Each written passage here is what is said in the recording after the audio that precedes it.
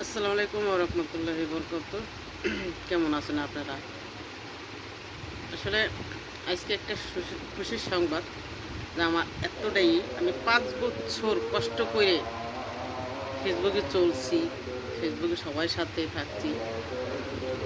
তো ৫ বছর পর আমার একটা সেটআপ পূর্ণ হলো। আ এটার জন্য সবার কাছে আমি কৃতজ্ঞ জানাইতেছি। আসলে মা আ ভিডিও করার সময় এবং সবার সাথে চলাফেরায় অনেক কিছু ভুল-চুকুর হয়ে থাকে।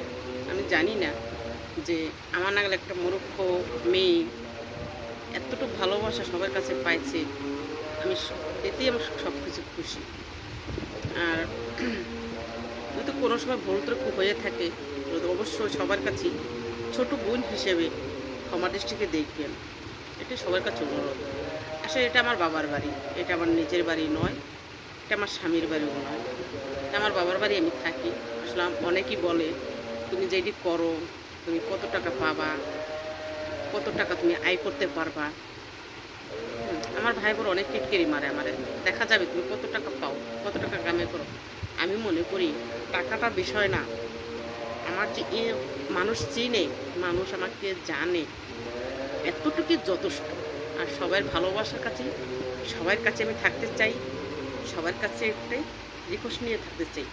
একটা ভালোবাসার মানুষ হয়ে থাকতে চাই। একটা ছোট বোন হয়ে থাকতে চাই। হুম, এতটুকু চাওয়া সবার কাছে। এর চেয়ে বেশি কিচ্ছু না ভাই। আমি কোনো প্রত্যেকটা ভিডিওতেই বলি, আমি ভাই মূর্খ, আমি শিক্ষিত নয়।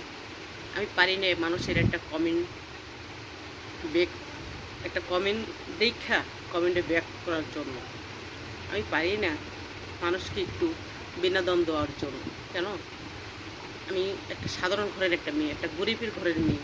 আমি যদি রং-ঢং কইরে সাইজ্জা-গুইজ্জা যদি আমি ভিডিও তৈরি করি, আমি সবাই করে চলি, তাহলে মানুষ আসলে আমার টিটকিরি মারবে।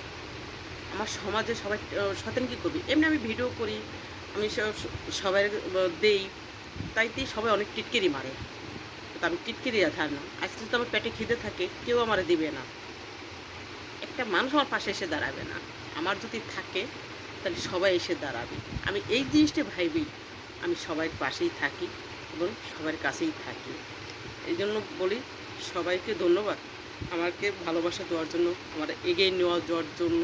আর ফেসবুকে ধন্যবাদ যে আমার সেটারটা দেওয়ার জন্য। যে আমি একটা গরিব ঘরের মেয়ে, আমি বড়লোকের ঘরের মেয়ে না। আজ যদি আমার একটা ছেলে সন্তান থাকতো তাহলে আমি কখনো এই আশা করতাম না।